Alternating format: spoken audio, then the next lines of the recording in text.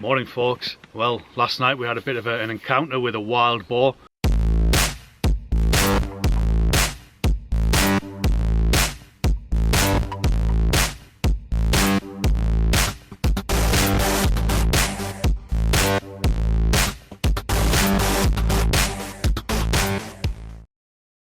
We were just about to go to bed. We'd actually been for a walk up the trail there. It was pitch black and we were sitting on the truck bed drinking some wine.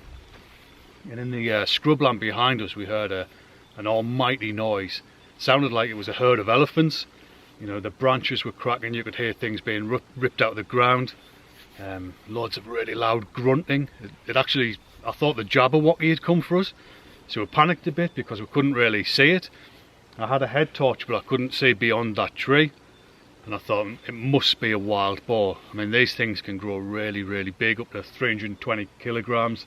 3 foot high, and if you startle one of them they could easily kill you. So we thought, right, it's a bit of a situation here, we need to get up into the rooftop tent. So we started to make our way up. We were making plenty of noise, but the boar just didn't seem to be bothered until I actually shut one of the front runner wolf boxes. If you've ever used those before, you'll know that the clips make quite a loud popping sound, almost like a gun. So as soon as I shut it, the boar bolted. It just squealed and ran away. So I was like, phew, that's that gone. But yeah, it's a real problem. I was looking online and they were saying that they have a massive issue with the wild boars in Spain, largely due to the fact that the wolf population, the Iberian wolf, is virtually extinct. There's only about 2,000 of them left in the country, and that's mainly up in the northern areas of Cantabria. So the wild boars the population is left completely unchecked. The Spanish government allows people to hunt them all year round. You can come out, bow and arrow, shotgun, catch yourself some wild boar.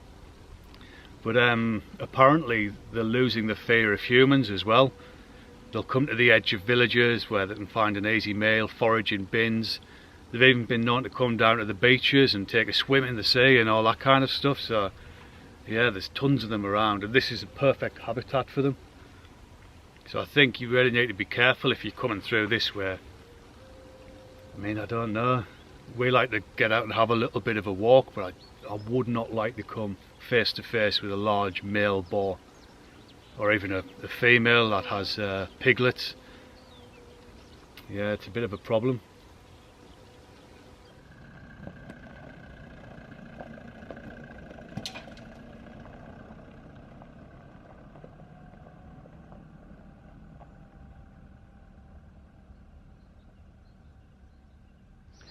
We decided to visit Alcala de Jucar.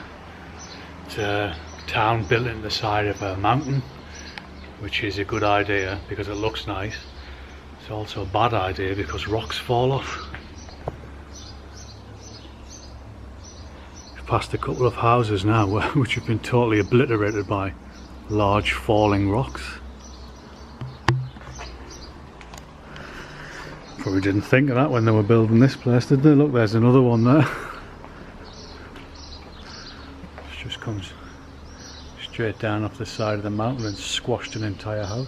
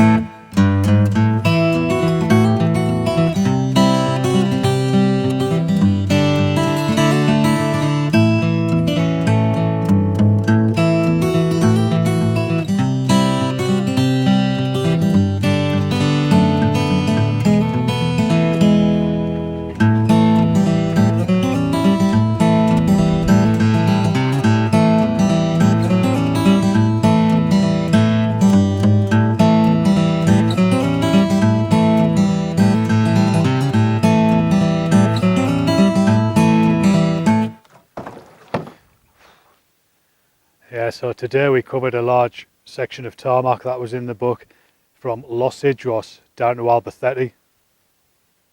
So Albacete is a really large town. If you want to stock up on supplies, there's a supermarket there, there's plenty of fuel stations, and there's hotels as well. And tomorrow we'll be heading further south into the Sierra de Alcaraz, which you can see in the distance there, the mountains of Alcaraz.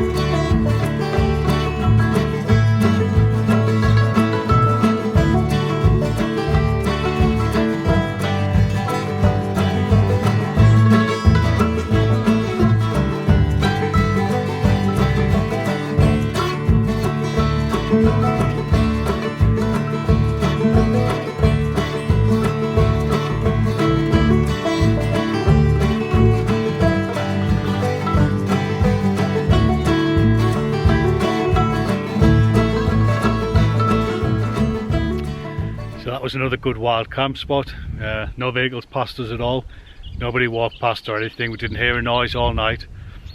A little fox came to visit us. Really brave it was. I was shouting like hell. It was kind of circling the truck and then just came straight towards us. It didn't really move off until I got up and chased the damn thing, but other than that, yeah, there's no one else around.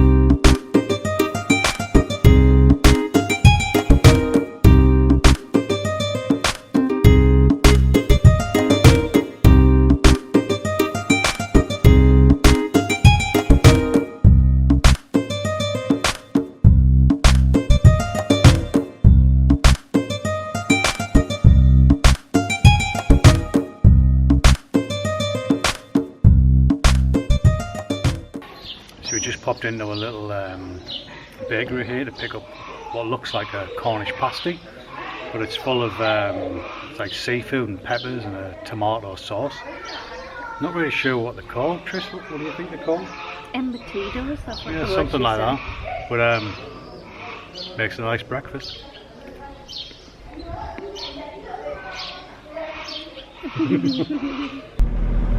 Yeah, so we stopped off to visit the town of Alcaraz. It's a bit of a detour, maybe it's about 9 kilometers, but it's really worth the visit. It's a little medieval town and there's quite a lot there. a bit different to the other villages that we've been to. This one had lots of cafes, bars, restaurants, and they were having some kind of medieval fair because it's a Saturday today.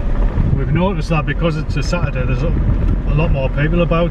We've passed a few people walking on the tracks and so on. But if you are doing this road book, if you're going to do it, I think that's a little town well worth the visit. And then you're back out on the trails, having a look at the old wild goats. Whoa.